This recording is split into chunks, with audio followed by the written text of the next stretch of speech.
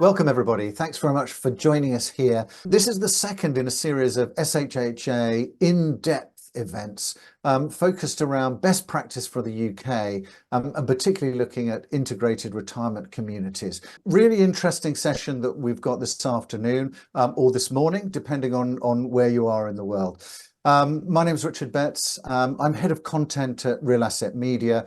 And this is an event that's focused on senior living, particularly as part of the Senior Housing and Healthcare Association in-depth series of webinars. We've got a super panel, really interesting discussion around integrated retirement communities and what's happening here in the UK. But first of all, I just want to hand over to Ron van Bloois, who's chair of the SHHA, for a quick welcome. Ron, over to you. Yeah, thanks, Richard. Well, I'm absolutely delighted to welcome you to the second webinar of SHA. And indeed, it was designed to have an in-depth conversation, to do a deep dive on a topic or a geographical scope. And to my opinion, integrated retirement communities is really a key topic because we have to tackle longevity, loneliness, but also the scarcity in personnel and, of course, healthcare costs. So to my opinion, delving into a more holistic approach is absolutely crucial. And I'm also very pleased to do it in collaboration with Michael, ARCO, because to my opinion, ARCO is a leading party in the UK, and sharing best practices overseas, but also on a global scale is, to my opinion, what we need to inspire each other, to have a more knowledgeable discussion, and to also look forward how we can solve it all together. So Michael, I'm really pleased that you are here and you're delighted to share a keynote on your side. Thanks. Thank you very much, Ron. And I will come to my presentation in a moment, but I'd like to say a big thank you to you and Richard for organizing this. And I think we in the UK, we often have the tendency we can be a little bit insular, as a certain event about 8 years ago may attest. And I think we often compare ourselves to maybe the United States, Australia, New Zealand, basically English-speaking countries. And that's why, you know, when you approached us about 1.5 years ago, I was really keen to learn more. And I think the work that you've done so far is excellent. I thought your conference in Brussels was superb. So I don't know if this is an opportunity that we can plug that. That was a great event, and I would really encourage people joining in. And I think both from a professional perspective, I think learning from each other and comparing notes is really important. But from a personal perspective, I grew up in Germany and I'm married to an Italian, so I'm also very interested in just finding out more from that perspective, and maybe also kind of seeing whether we can get more Italian IRCs built, not least out of a personal interest, because I would very like my mother-in-law maybe to find a place that can look after her over there, rather than her having the idea of joining her eldest daughter and son-in-law in London. So, like, you know, that is a bit of a personal reflection there. I will give you a little presentation now. So let's see if I can just get my screen shared. So what I'll do is I'll give you a little overview of the sector here in the UK for integrated retirement communities. And just to say something about ARCO, we're the trade association for the sector here in the UK. We have about 40 members, both private and not-for-profit. We've got about 80 or 90 affiliate organizations, and our members currently provide services, housing and care services, to about 30,000 older people here in the UK. And I'm hoping that to give you a bit of an overview of how that sector looks at the moment, and also how that might be evolving over time. I think I'd start by, I thought I'd start by telling you really where we're located and what I've tried to do and the way we break it down. And I appreciate the definitions are always slightly different from country to country, depending from where you're joining. But the way we see it in the UK, there is something that we call retirement housing, which you can see on the left in the light blue box. And that's typically a group of apartments or flats, and there'll be a limited amount of services, and it really is about age-appropriate accommodation, level access housing. Normally there's a lift, but there might only be a lounge or a living room that residents can use, and maybe a part-time manager that arranges cleaning, repairs, and so on. If I go right to the other side of the spectrum, the reddish pink bit, that is care homes. I think that's something that we're all quite familiar with. And care homes are, of course, something which have been around for a long time, and we definitely need care homes. Are very much an extension of that. But where we sit, the IRC model, what we're talking about here, sits somewhere in the middle. And the characteristics of that are that you own or you rent an apartment, 1 or 2 bed apartment, or sometimes a 3-bed apartment. There will be staff on site 24 hours a day. There will also typically be access to domestic services and care services, normally home care services, that are delivered as part of that. And that will go hand in hand with a range of communal facilities like restaurants, maybe leisure facilities. At the high end, you might have swimming pools or wellness facilities as well. And there'll be an active social program to go along with it. The size of the schemes will typically range from between about 50, 60, all the way through to, I think our largest member has a retirement village with 327 units. So anything in between is possible. And from a regulatory point of view, I should add at this stage that the care that we deliver is not regulated as part of the IRC provision, but that is regulated from a care regulation point of view as normal domiciliary care, just like you would receive in your own home. So in terms of the regulatory perspective, that is currently not part of the regulated space like care homes, for example. They would be slightly different in that. So that's the IRC slot of the market. Now, as you can see, it's actually a very small sector in the UK still, because we have around about 450,000 care home beds in the UK. There are retirement housing or sheltered housing, probably about 450,000, and housing with care, or IRCs as we call them, integrated retirement communities, in the region of 70 to 80,000.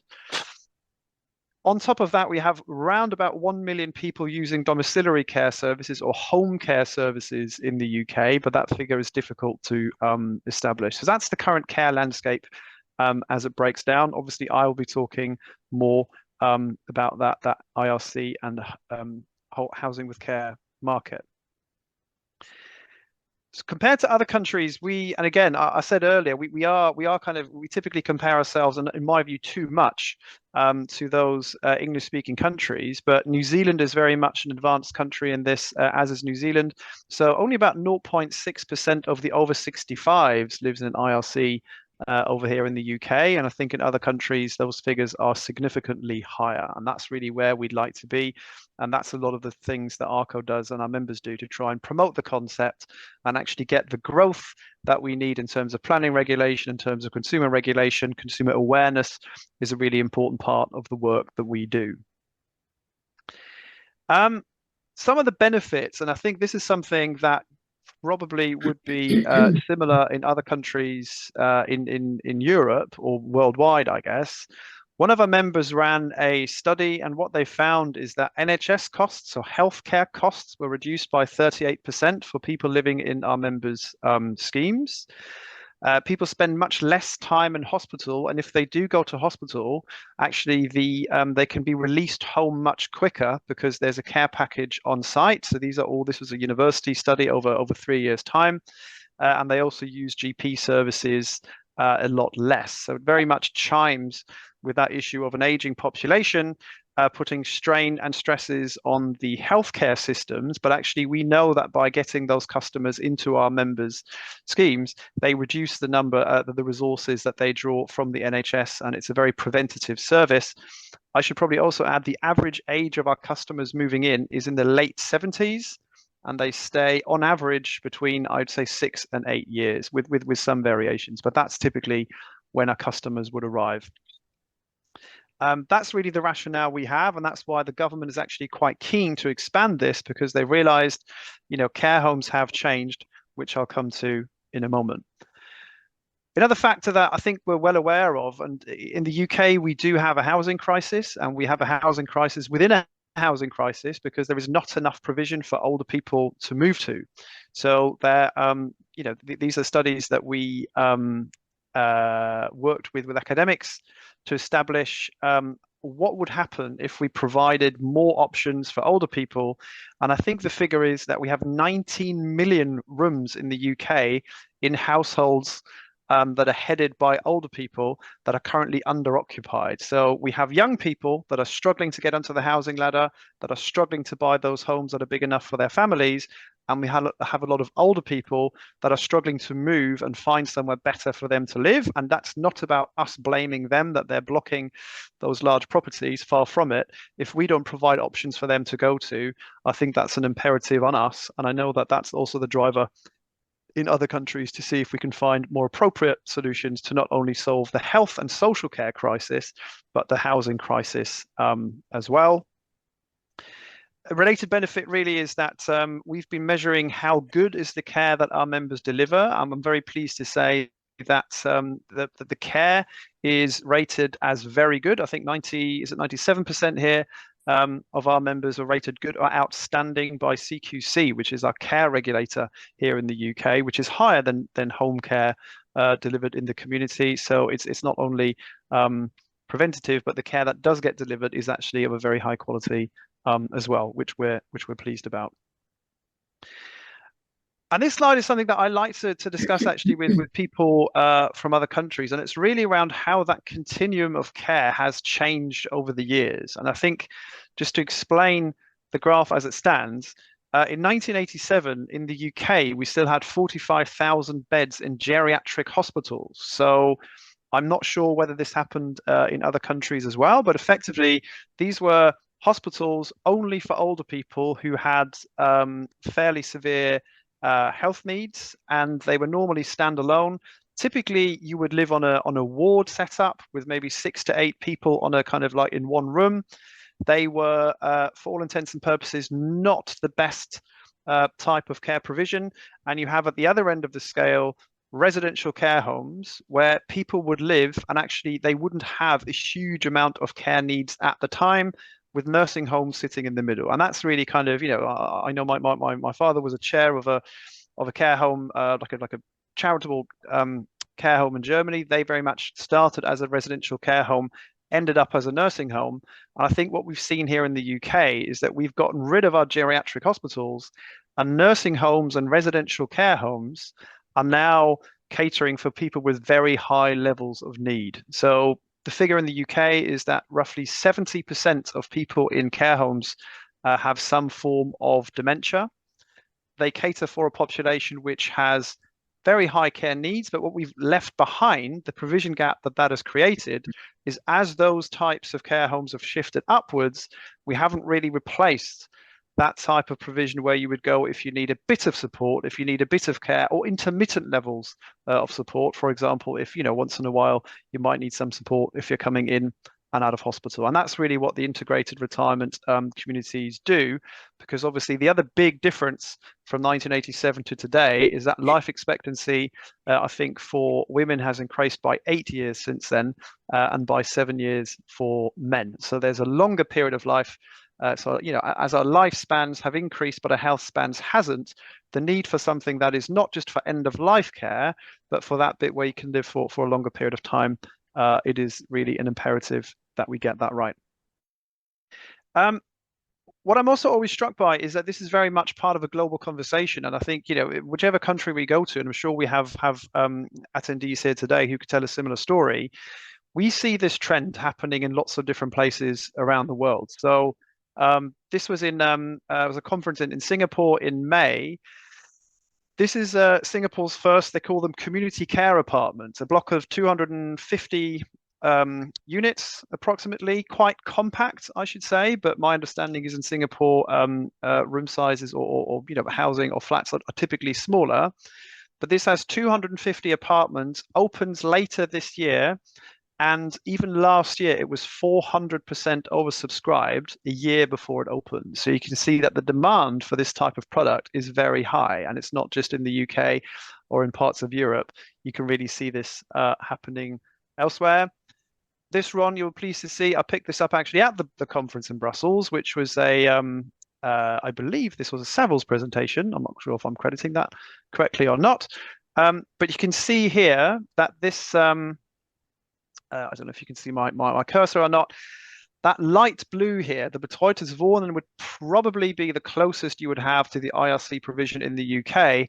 And that went from almost nothing, even in 2016, to about a quarter of healthcare related property transactions in 2022, 2023. So you can see that is really part of a global movement of how do we leverage housing into that health and social care continuum, which for me is a fascinating question.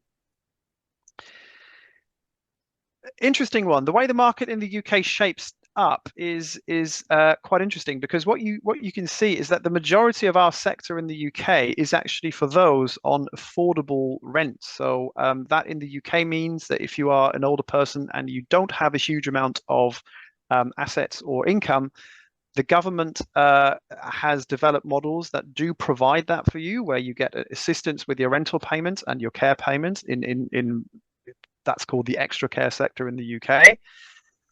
There is then a fair amount of provision at the high end, but really kind of what we haven't cracked at all is, probably 40% of older people in the UK are in that middle market, and you can see there's very little there. So there's plenty of room to grow, even at the affordable end, huge amounts of growth to happen at the high end, but a massive, massive amount of growth that should and could and will happen, I think, in the middle market. And something else that the eagle-eyed among you will have spotted is that the rental market for private payers, so in the middle market and the high end, the rental market is almost non-existent, but we have Honor here and Freddie who can talk a bit about that. And that's something that's only really taken off, I would say, in the last 5 years, Honor, that you've been around. So kind of it's fairly new, but it is something that is growing as well. And maybe you'll talk about some of those reasons. Typically, I should add that the UK, from a comparative perspective, has fairly low pension replacement rates. So we have very high asset values, so the kind of properties are typically quite expensive, but UK pensions, there are people with very good pensions, but the average pension is not particularly high. Right, we then have some examples. So like this really is a scheme at the, what an extra care scheme looks like. That is a scheme for, people who can't afford to buy or to rent it privately, and they're often very good quality, run by members of ours who are typically not-for-profits, and they do an extremely good job at what they do. This one's in North London, near the Tottenham Hotspur Stadium, actually, just right next door. The middle market is a bit different because the middle market has, I've picked out 2 schemes here. This is a extra care charitable trust scheme in Coventry, 250 apartments, mixed tenure. So we have a bit of rent, social rent. We have shared ownership. We have leasehold, so basically sale models in this one. Very successful with waiting lists. This one's actually one of Nick's. Maybe he can talk about that a bit further later, which is a similar model for the private market. Again, you would have individual apartments, but with leisure facilities and pools, but always that care workers as part of the offer. Something else that is fairly popular in the UK is the retirement village concept with the continuum of care, which is typically seen in New Zealand. So what you have here on the top left, that's actually a care home in the village centre, and that's where a lot of the communal facilities would be. You then have some assisted living apartments in that part of the village core, and then around it you have independent living apartments that can also be serviced by care workers and so on. So that's the kind of like the retirement village model with a care home on site. And then we also have the kind of the retirement village model, which is a bit more, or can be a bit more rural, around a historic property that is restored. And I think we might hear a few examples about that later. But I should say we are now seeing those in inner cities as well. And I think, I haven't given examples there of Honor and Nick's because I think they can use some of their, but I'm sure they'll talk a bit more about the ones that they run. So very much kind of moving into the cities, because I think we know that the cities is where people are living right now, and actually where they want to live and remain living as well. Finally, we've got here the like a typical village return over time. This is something that I know that people may not necessarily be aware of, but the retirement village model as it plays out in New Zealand is typically that you build your scheme, you then sell it, but then actually the main return comes with deferred management fee contributions over time, or the DMF model we call it, or event fee model. And effectively that means that a proportion of the resale value of a scheme is then goes back to the operator to enable them to sell it cheaper in the first place, but also to provide some of the services as they go along. That is in the UK still the dominant form of provision that we see. But I think, obviously rental is a much simpler model, has benefits that you can move much more quickly, and I'm sure Freddie and Honor will talk about that. But I was just going to bring that in here, but I think Domas and Nick might go into that in a bit more detail. And finally, some of the things that ARCO is doing is we are a trade association. We work on all sorts of policy issues. We employ lawyers, policy colleagues, and others. All of these countries that I've mentioned before, they all have sector-specific regulation and legislation as relating to the retirement village sector or the continuing care sector. In the UK, we have nothing comparable in place at this point in time. I'm not talking about care regulation here, and I should be very clear about that, because I think that is an added layer of complexity. There is currently no care regulation for our sector, and that's probably a good thing, because the way it works is in the UK quite good, we find. But ultimately, we would like to work towards this, and we are quite pleased, actually, that the government has announced, or is actually running at the moment, a task force on housing for older people. So the government in the UK is very supportive of the concept, wants to see more of it for the reasons I mentioned in terms of the housing market, healthcare prevention, and related benefits. So the government is very supportive in trying to help us as it can. So to sum up, I think provision in the UK still pretty low, but the demand is there and the market is growing.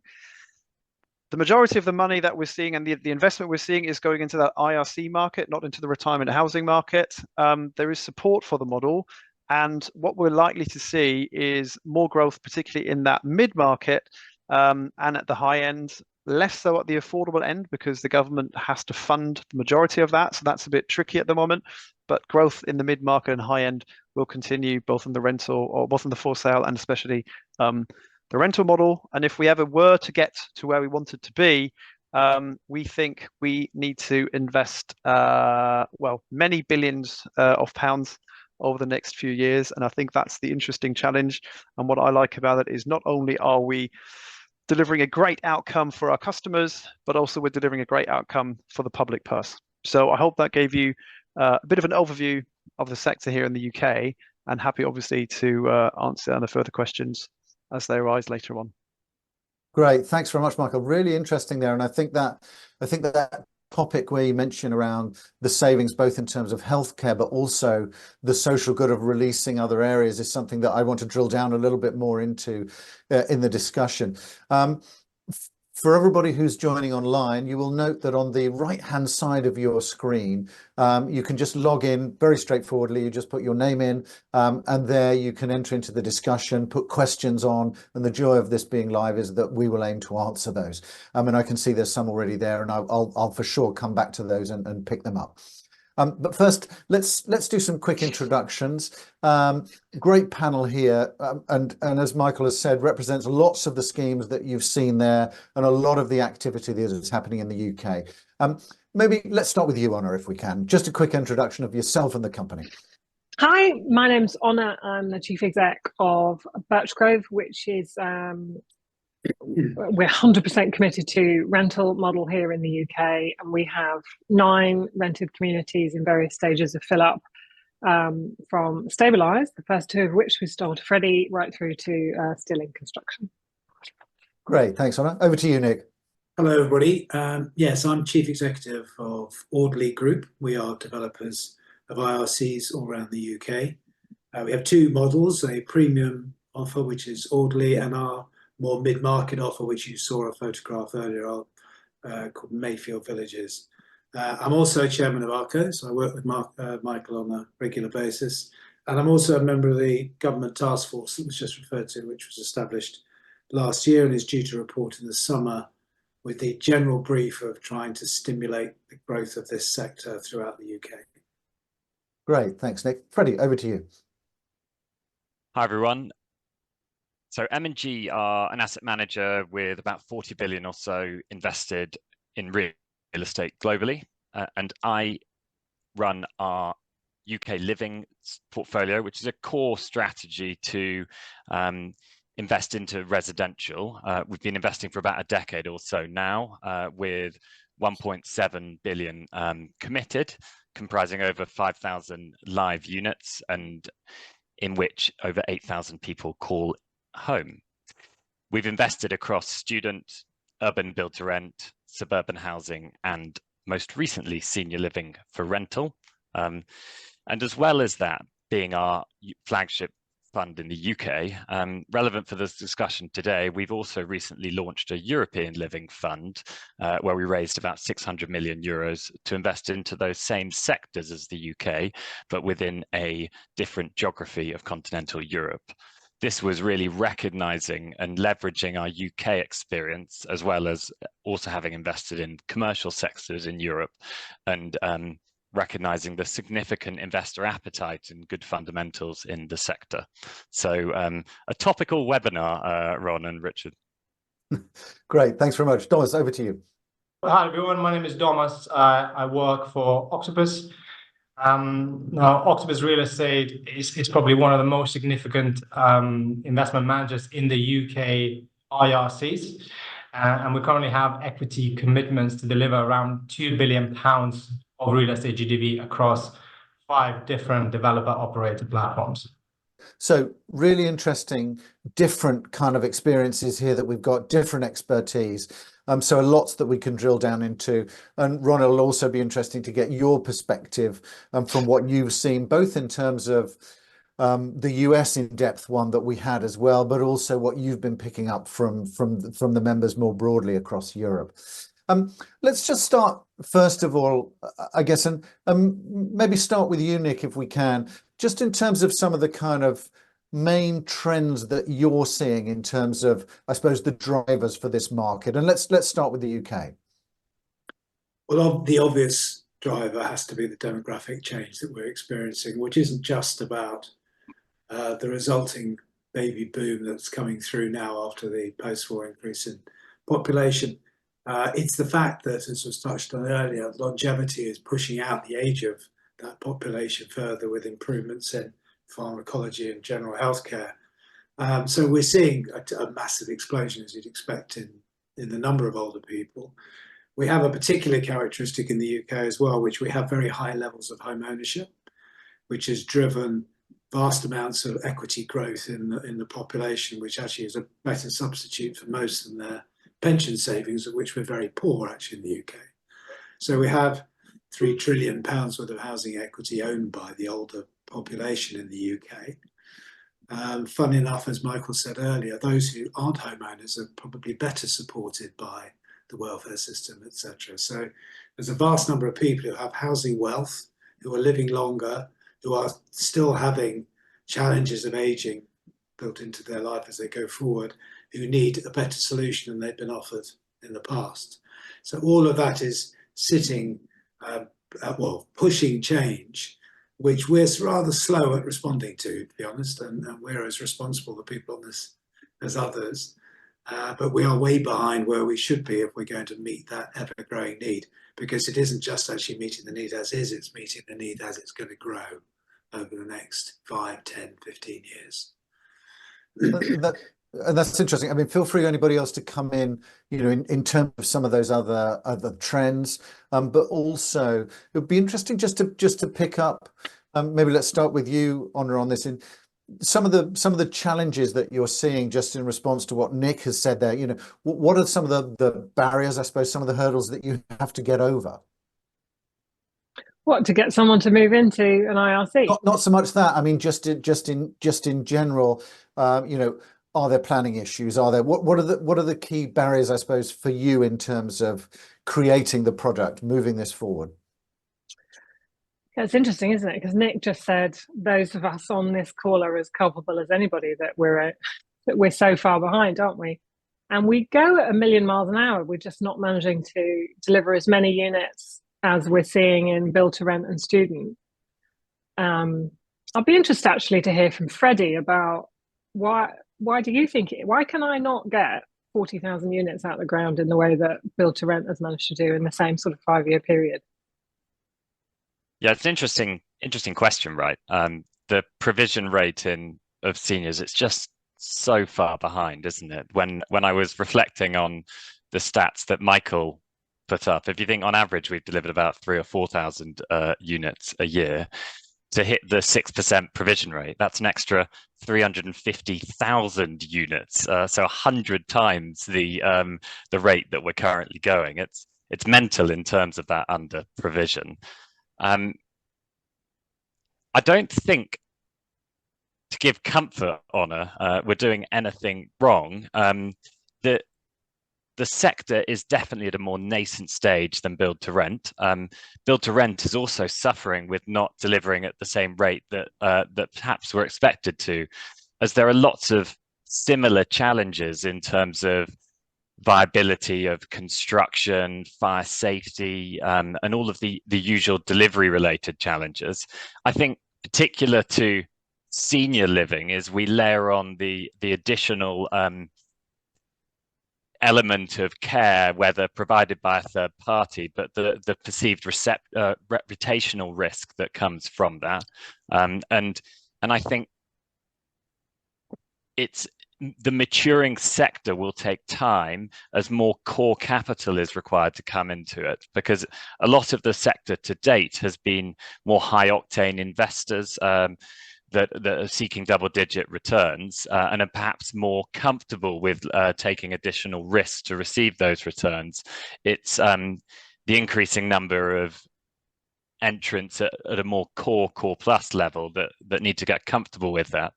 And to do so, partially is time. So I think we're doing the right thing there. And it's partially having really good operators, such as yourselves, or the work that Nick's doing from an Audley perspective, to get a track record of demonstrating that the risk-adjusted returns are acceptable. In short, I don't think we're doing anything wrong. I think the other big elephant in the room has to be in relation to government and legislation and improving that element. You know what Freddie just said there about the difference between us and build to rent being that care issue. So unlike Nick, who went full into care and you really drank the Kool-Aid on care, I didn't. And actually, after Freddie bought our first two assets, he suggested that he wouldn't have bought them if we had been delivering our own care. And that is the difference, isn't it? That risk that you would have perceived that was just unmanageable, you wouldn't have taken that on. But when you talk to Michael, Michael is, it's indicated you see care as very crucial to what we do. I mean, I would just add and echo kind of the same sentiment. I mean, we're out in the market speaking to large institutional investors as well, and there's a big distinction between, I suppose, kind of retirement living, more resi, more leisure or lifestyle-led proposition, and care-led proposition. And there's a real sort of clear divide. There will be people that very much interested in retirement living and want none of the care aspect. And others will focus on care and not look at retirement. So it does certainly, that aspect put some people off. And look, another point I'd like to add, I think, Freddie, you did mention that, and this is, I'd say retirement living is a deeply operational asset class, and people might think it's more residential, but it is deeply operational. If you really think about the different areas of expertise that you would expect your counterpart, your developer operator to master and to have experience over, it's the planning, it's the development, it's the actual transaction of acquiring the land, it's the operations, it's sales and marketing. There really is only a handful of counterparties out there, and I mean some of them are here on this webinar that do have that track record that is required to ultimately convince sort of more traditional capital with very deep pockets to actually provide sufficient data points, provide evidence to enable them to move forward with these investments. So there is, and a part of it is a bit of a function of time to get to those more data points and higher level of experience. Richard, I was just going to pick up on Domas's point, because I couldn't agree more. And there are two issues. There's the supply side, demand side drivers. That, you know, how do we get more product on this? The demand side is a more simple one, actually, which is older people in the UK don't know what we do. And if they do, or if they think they know, they have a pretty negative view of it, if I was honest, because they're intimidated by the prospect of institutionalization and their parents' generation being with residential care and with all of the indignities that it can often bring. So they're not screaming, they're not beating the door down asking for us to produce more product because they just don't know. On the supply side, Thomas is right. There's a rare combination of management skills necessary to cover the whole piece. Pieces Freddie was talking about, really, which is the value add development piece plus long-term operational responsibility. There just aren't people who have it, and that's traditionally because the supply side for housing in the UK is dominated by a small number of very large house builders who also control land supply, planning process, and everything that goes with it. And I have to say they have absolutely no interest whatsoever in operational involvement of any kind. So they are not going to be putting their hand up and saying, I know, we're missing 12 million people in our market here. Let's go and set up an operational platform to extend our housing offer into housing older people, because it just won't do it. Frankly, because they don't need to, because we're so undersupplied generally with housing, that they've got plenty to do anyway. So it's a combination of things, and you know, it's a bit of a cliche, but what comes first, you know, supply or demand? If you've got to have the supply to educate a market that it is safe to come into, to give them confidence to come and then demand more, which will in turn stimulate the market. If the market's stimulated, investors will very much want to come into it.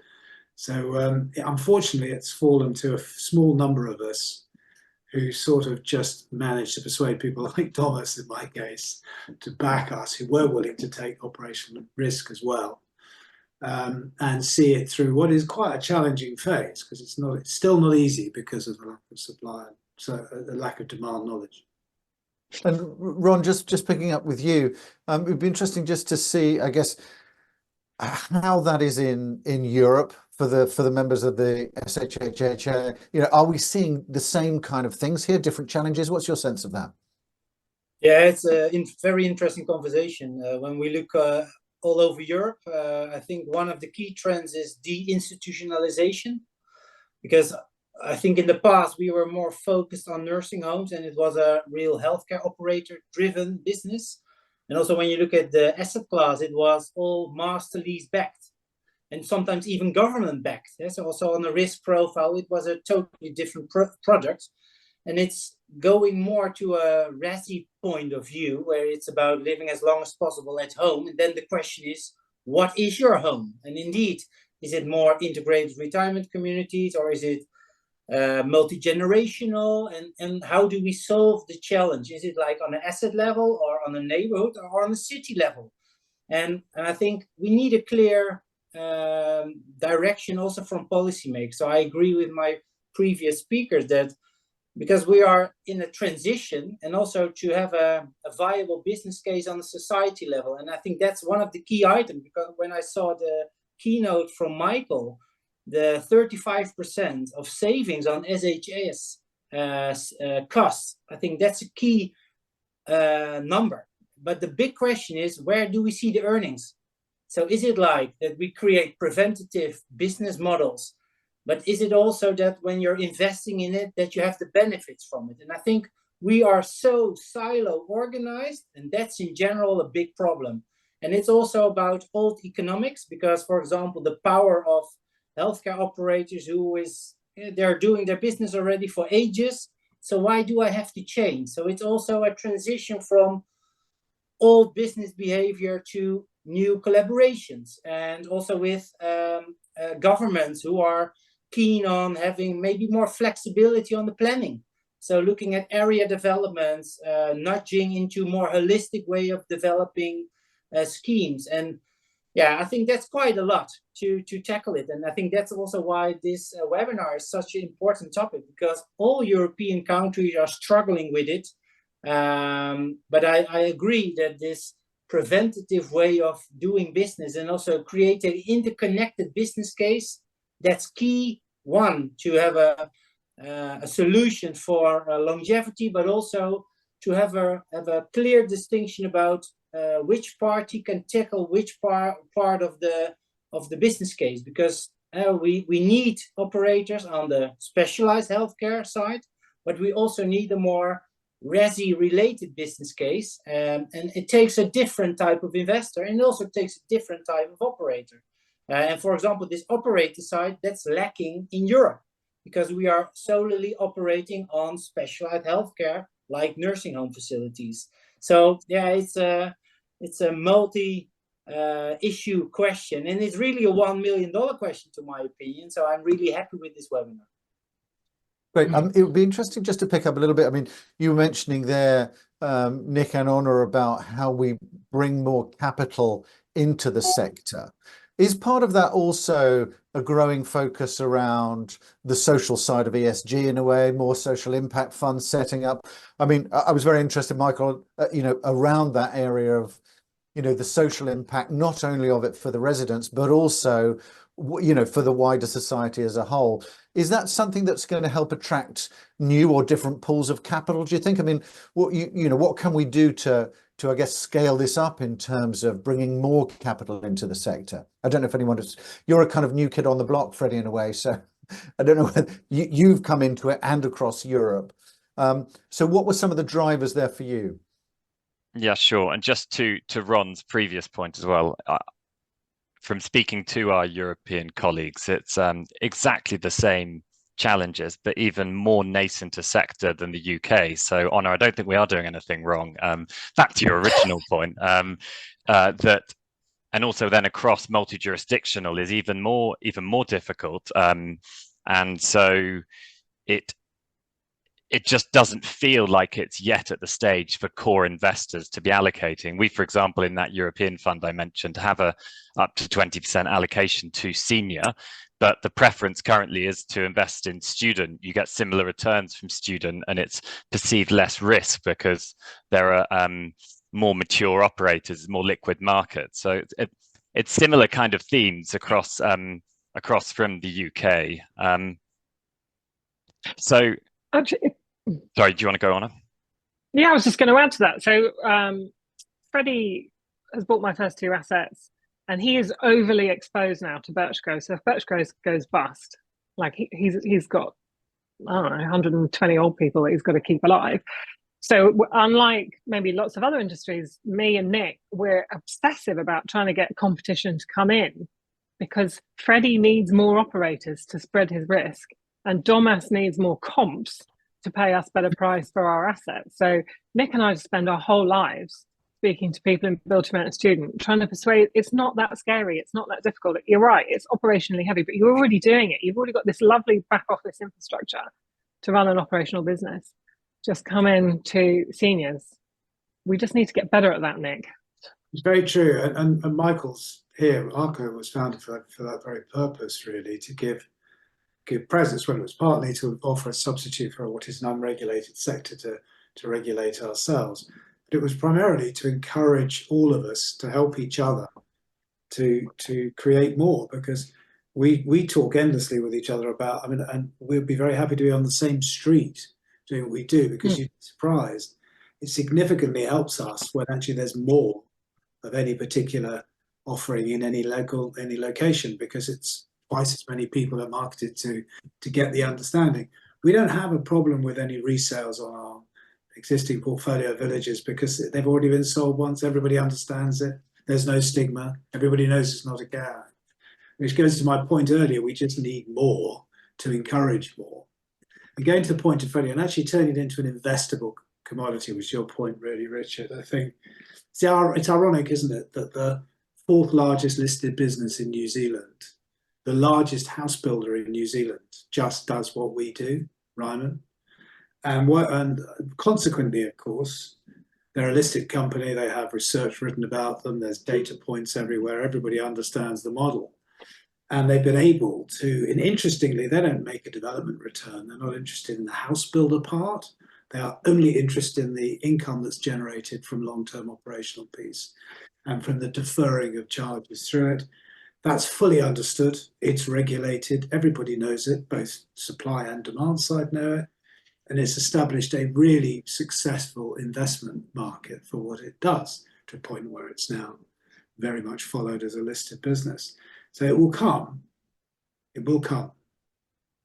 No, I think to that point as kind of the new kid on the block for M&G, that now it's been a few years, but I think I still do count as the new kid on the block, just about that.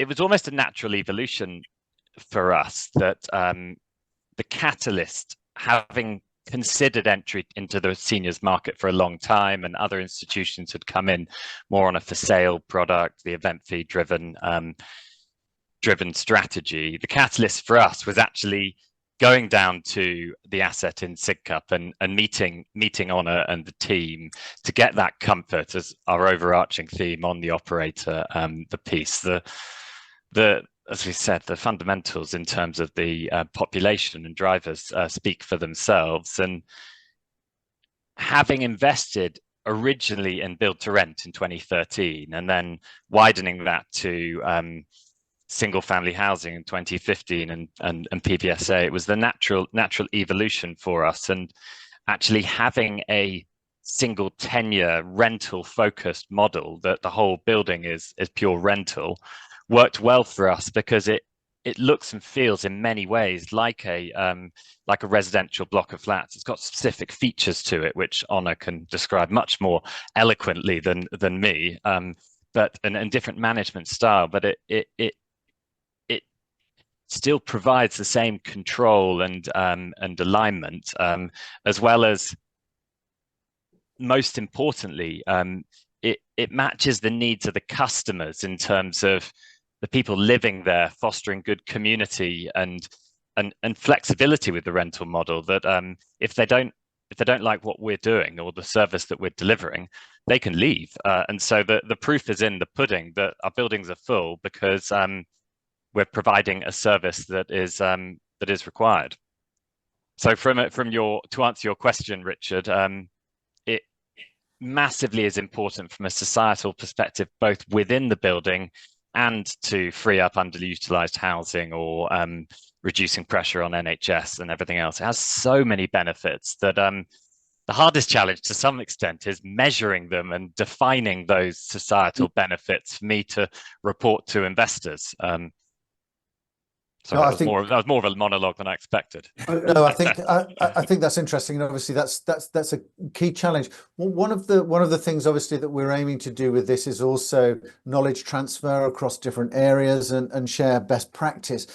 So it'd be interesting just to pick up, maybe starting with you, Domas, just in terms of, I suppose, the key levers to deliver successful IRC projects, what's needed, and let's start with you, Domas, and then it'll be interesting to see what everybody else picks up on that as well. Yeah, well, there are many, I'd say, but the few to sort of zoom in on, I think the first is about getting the customer proposition right, so the customer offering right.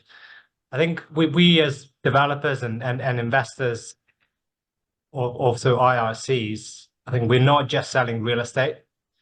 Let's not forget, our customers don't need a home. They already have a home, and most of them probably like their home. So we are selling the lifestyle, the companionship, sense of community, and the peace of mind that care and support is there and is nearby if something was to go wrong. And at Octopus, we do say that the later years of your life should be the best years of your life.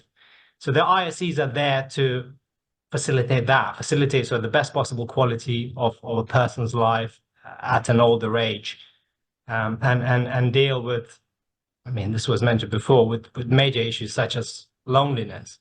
I mean, it's an interesting stat, which actually I found online, that over 1 million older people say that they sometimes go over a month longer without speaking to anyone. I mean, that's pretty crazy. So it goes without saying that has, significant detrimental impact on person's health. So therefore, just general customer offering and customer centricity just cannot be overstated, and it cannot be an afterthought. Once you got the building, it must be very much at the front of it all, with sort of wrapped around in high quality real estate to facilitate that. And the second thing I'll touch on is selling, or in our case, letting the product at speed. I mean, part of it is the challenge. We'd like to sell these things quicker. I think that would unlock more capital in the sector as well. But as I just said a few moments ago, you know, this goes far wider than just pure real estate sale. And so, and I'm selling to all the people, therefore the behaviors and so the influences they have in their life are quite different compared to younger demographics. So putting these units, putting these apartments, and I'm going to use extreme example on Zoopla or Rightmove or any sort of generalist sales websites, we don't think that'll do the trick. And a success or failure in many ways is determined by effectively the capability of internal sales and marketing teams and their ability to convey the right messages, the messages of the benefits of the RC, you know, convey the reasons well why they should move away from the home that they've lived in for probably 20 plus years. So as investors, we take the whole sales and marketing capability as absolute key in our underwriting. And even after the deals are done, we typically stay very close to the teams, sales and marketing teams, to make sure that the strategy is developed as time goes to keep up with a continually changing environment. Great. And yeah, go ahead, Nick. Yeah. I was just going to pick up on one point because it's very relevant for Domas and I, actually, which is it relates to the investment appetite. It always intrigues me. Domas is our partner on a scheme down in Hampshire I'm going down to tomorrow. It's 155 apartments. We've sold, what have we sold, Domas? 151, I think. Having launched it in the middle of the pandemic. There's 230 people live there, another 150 club members, so 380 people engaged in that village. Every single one of them walked into a sales office and made an investment decision of selling their larger home and investing in a smaller home, committing to pay for a level of service over the period they live there, including a mechanism to allow them to defer it by paying a deferred charge when they leave based on the value. All of them are happy to do it. All of them were advised by solicitors and have invested some £85 million in that project. I'm intrigued how I'm able to persuade 151, 230 people to invest in that scheme, and I can't get the investment community to believe in it as much as they do, because they're making the same choice, they're taking the same risk, and yet they're doing it with probably 80% of their personal wealth. And it is slightly surprising that we can get our customers on the demand side ahead of the curve in terms of the investors, other than Domas, who was brave enough to do it. Yeah, you don't need to convince us, Nick. And Honor, maybe we could just pick up a little bit, because I'm conscious that we've only got around kind of 6-7 minutes left. So just on that the crossover that Michael mentioned at the beginning between the build to sell model, if you like, that Nick was talking about there, and the build to rent model. And also I noticed that you just released a kind of intergenerational concept as well. And it would be interesting just to pick up on that, because I wonder whether some of those areas may be more comfortable as well for the investment community in some ways.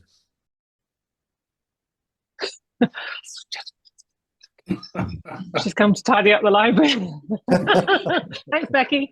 Do you know what? The intergenerational thing is really interesting, Ron, because it was inspired by an amazing European that I met at MIPIM last year. You'll know him.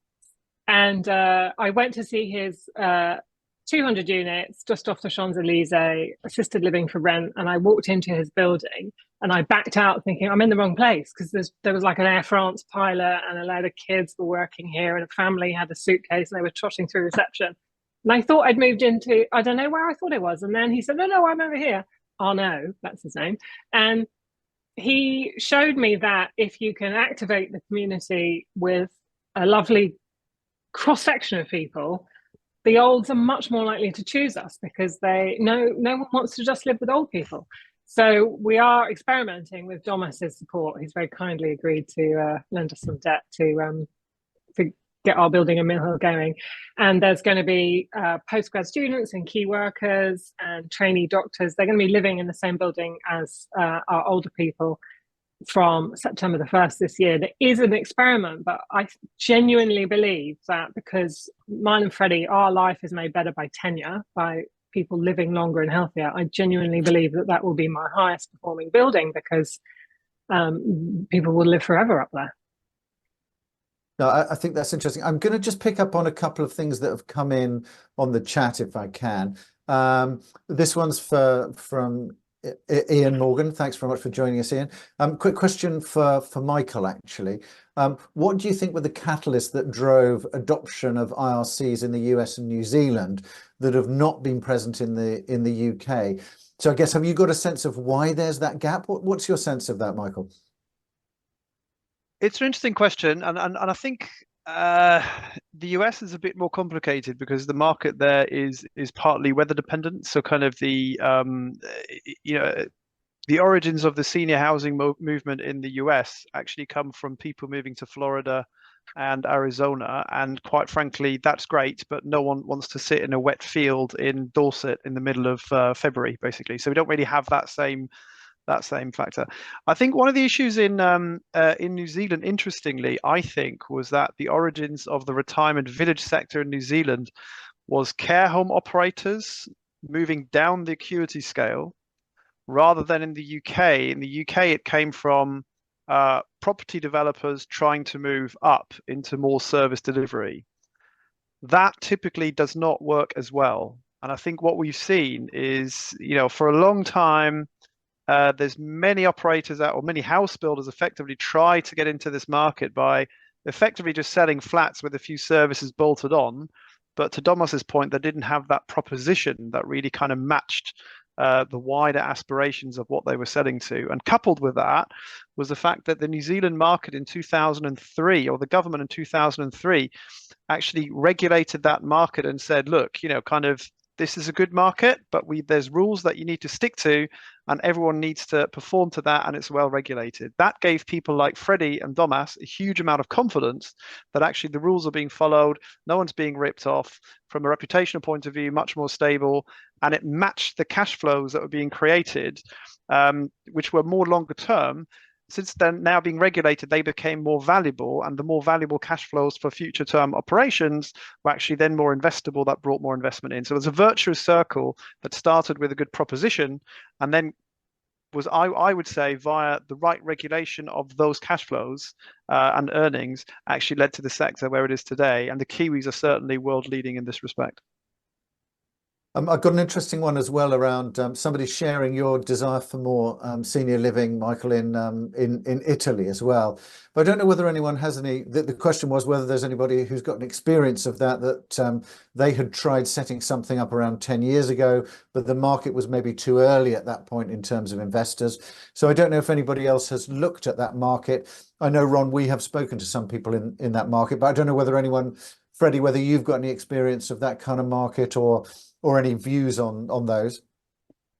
So we have looked at it, and it is a more nascent market. That part of the challenge in entering a new jurisdiction where there isn't existing operations is you've got all of those fixed costs that need to come in to run it, and often that's on a small number of schemes, and so it requires that upfront investment, often from more expensive capital. So we can see it's the obvious business case for it, but as a relatively core investor, that's where the challenge for us is, that we're needing to spec quite a lot of those upfront costs at a higher risk profile than our investors have allocated towards the strategy. So I think it will come. It just needs some earlier investment capital. Yeah, I think that's an interesting point, and some interesting points as well on the chat around, whether the reluctance here is to do with planning or other areas. So there's quite an active discussion around that, which I think is interesting. One thing I just wanted to pick up on, kind of almost as a final question, and one of the things I find interesting is that actually we could have had a much longer conversation around some of these areas here. But when we look at it as a model, IRCs as a model, Is that something that we think is applicable for Europe? Because obviously there's a vast market there. We can already see that there's a huge potential market in the UK, but obviously that is a vast market as well across Europe. And do you think this model could also be used there? Is that something that people are looking at? Anybody can pick that up, really. If I can briefly start, and then maybe Nick, because Nick actually is involved in a joint venture in Denmark, I believe. So maybe you want to talk about that a bit in a minute. Generally speaking, if we look at a worldwide comparison, pretty much every senior housing market in the world has, even if they started off with a more residential focused lifestyle offer, the acuity creep that you naturally have in any type of care setting means that it has trended, or it has then developed into something which is more of an integrated care offer. So you see that in America, you see that in Australia, you see that in New Zealand. In New Zealand, for example, no one builds retirement villages anymore without a care home as part of the sites. In Australia, it's kind of going in a similar direction. So I would say we are in the UK, we're 20 years behind the Kiwis. I think some European countries are probably kind of still behind the UK, so kind of, nascent in their nascency, I suppose. But ultimately, there's the direction of travel, in my view, is pretty clear, and the IRC model is something that we're going to see in many more countries going forward. But Nick has a specific example. Yes, it's interesting. Our largest investor actually is Danish, and we're looking in Denmark at the moment. I actually went there rather naively, thinking Scandinavian welfare programs and such would have generated fantastic solutions, well funded, etc. I would say that's not the case, actually, and because that was traditionally the case, there's a very, very small private sector involvement, and yet there are quite a lot of more wealthy Scandinavians who would prefer to have a better option than the state provides. So there is a real opportunity, I think, particularly at the premium end out there. But I think Michael's absolutely right. It doesn't matter. We both talk to people all over the world through ARCO primarily. The principles that we're talking about here, retaining your independence, which is represented by living in a home of your own, where you're in control of your life, you're still maintaining choice, freedom, but where you need support, it's there on your terms in your home, is pretty universal, isn't it? Whether it's in China or in the African continent or in Australia, New Zealand, anywhere in the world, those principles of wanting to retain control of your life and not be institutionalized, as Ron was saying earlier, is common to all of us, and the desire to want to stay out of giving up control of your life to another person must mean that housing is the right solution for the majority of people, and it is massively undersupplied throughout the world. I mean, Richard, do we have 2 minutes? As I guess I'm going to. I shouldn't, Domas, but I'm going to allow it. Look, I mean, Octopus experience today has been sort of heavy on UK and heavy on for sale, which is sort of the wider trend and the wider part of the overall desire in UK to own property. I think, we are now actively seeking opportunities in continental Europe, and so we're having a lot of discussions both with investors but also developer operators. I think the model is very much applicable as an IRC, but it's been sort of touched on a couple of times here, but I think it's just important to state. I mean, there is a big difference. The vast majority of stuff in UK is for sale. The vast majority of things that we look at in Europe is rental. And so I think that's the fundamental difference. But as far as what does the product look like, it's not too dissimilar. Great, good. Last words, Freddie or Honor? Just to echo that, we also do have that appetite. It's just finding the right partner and product. Different countries at different stages of that evolution. France is, as Honor mentioned, is relatively more mature, with the likes of Domas that have got 20+ schemes in the country. To some degree, Netherlands and Nordics and Iberia and Southern Europe a bit further behind, but it's definitely a core part of our strategy at the point that it's got the product and the operators to partner with. Great. Honor, yeah, go ahead, yeah. Richard, one thing, Michael put up a picture of I think it was a 400 unit building in Singapore with a wait list a year out. Completely, like, I just have to, we have to focus on that. I'm going to focus on how I build that building. It's been a really interesting discussion. Thank you to all of the speakers. Thank you, Michael, as well, for sharing your presentation at the beginning, and to all of the attendees for your questions and your comments in the chat. You'll be able to download the presentation on our website, and also this will be available on demand. So if you're watching this on demand, thank you very much for watching. And everybody who here was joining us live, thanks very much for joining us. Thank you, everybody.